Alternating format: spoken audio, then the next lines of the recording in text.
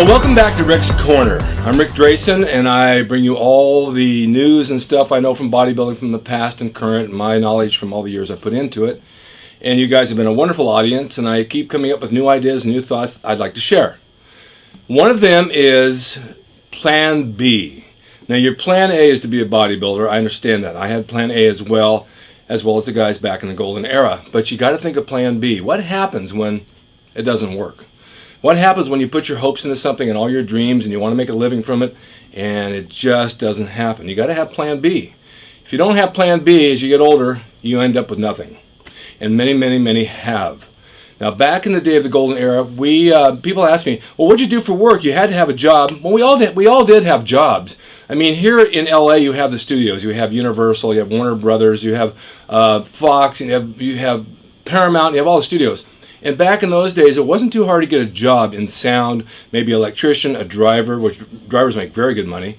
And you do work long hours, but you work a lot of nights as well, and so you can still get to the gym and do those things. Several people worked as bouncers. There were no trainers really, none to speak of, but they had different jobs. But you got to find your place in life. And everybody wants to be Arnold. Arnold made it big in bodybuilding, he made it big in acting, he made it big in politics. That's one man only that's done that.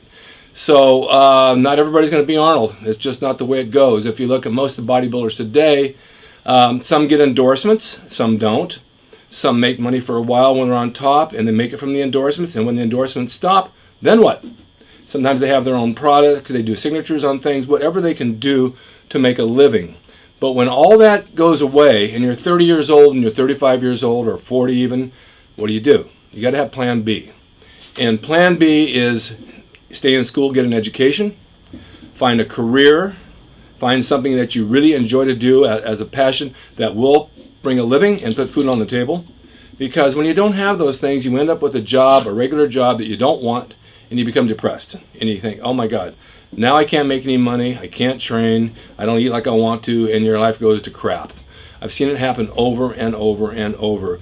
And even the kids that I train for wrestling, I mean, they all want to be WWE superstars. And it's not going to happen to 99% of them. It's not going to happen. There's only a handful that make it on top, and to stay on top is hard. There's a lot of politics involved. There's not a lot of money until you're on top, and there's only 3 or 4 guys really making it big. The rest are making a living and working odd jobs. And then they're getting injuries, and they're not being able to work because they can't work. They're injured, and they can't even train. It's the same thing in bodybuilding. You know, you rip muscles, you take a certain amount of drugs, and your muscles get stronger than your tendons, and your tendons snap. You have elbow injuries. We all have bad elbows, bad shoulders, bad knees, and you don't want to do physical labor because it's too painful.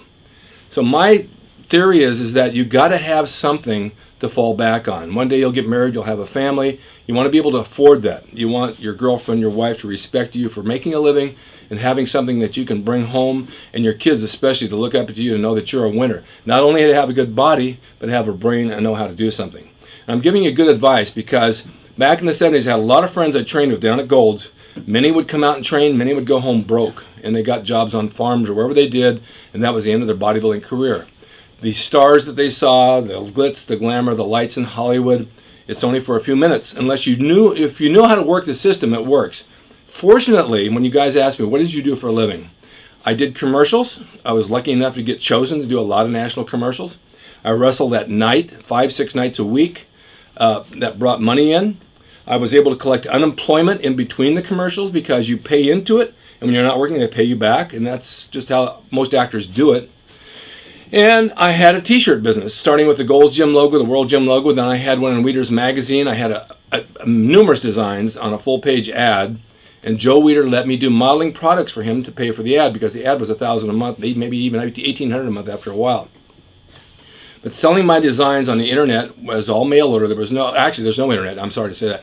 Selling my ads in the magazine, my t-shirts, my license plate frames, baseball caps, made me a lot of money back in the 70s and 80s. A lot of money came in, which I put away, I invested, I bought mutual funds, I put it into different areas, I bought a house. I made sure that by the time I was 35, by 35 I owned my own home. I had 2 cars, 2 motorcycles, and I had plenty of things that I invested in, things that made me money. And so these are things that you need to think about. You're 20 years old now, you're training, you want to be big and pumped, that's ego, I know that, we all do it, that's fine. But get an education. Treat people with respect, like I said, on the camaraderie with Rich Piana. You'll never have enemies if you do, and you'll have people who are willing to help you along the way by treating them fair and be right to them. Don't disrespect them, because going up the ladder, you go back down, you run into the same people you disrespected, and they won't help you. So my thoughts are to you is train hard, eat right, treat yourself with respect, treat your family with respect, treat your friends and coworkers with respect, and try to reach your goals, and you will make it. You will have something later in life. You don't want to end up without anything. I see too many at Venice Beach that I knew way back, and they never advanced one iota. I had one friend tell me, he was a wrestler and a bodybuilder, and he was good. He said, if I haven't brought it to the table for myself by the time I'm 40, it's not going to happen. That's the farthest thing from the truth. I started to blossom at 40, 45, 50. Here in the mid to late 60s, I'm doing better than ever because I put my brain to use. And what made me put my brain to use was the discipline that I used in bodybuilding.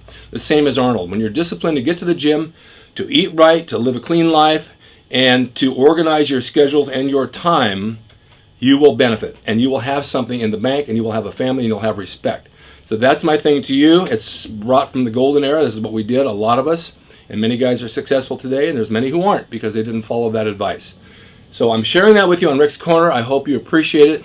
I hope you take it to heart, and please write back and make comments, and if you have suggestions of other subjects, put them on YouTube. I read these things. I read all your comments, and I'm willing to give you anything you want that brings you in with me, and we can talk about it, and we can have a nice conversation.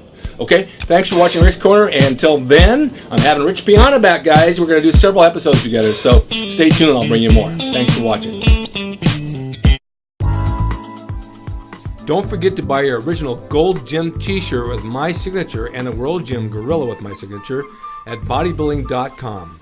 Buy it now before they run out.